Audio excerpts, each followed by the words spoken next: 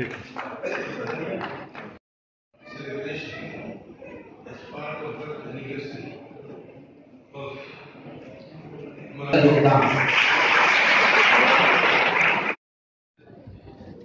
Tanzim School.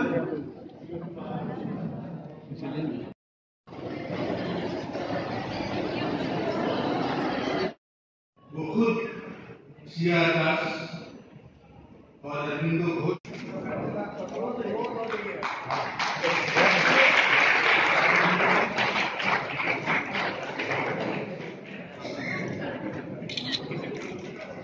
Pandit Nehru ने कहा हमेशा मौलाना जानकारी मांगे।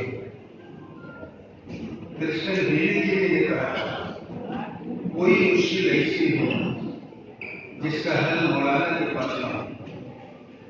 उन्होंने हर चीज को वक्त से पहले महसूस किया।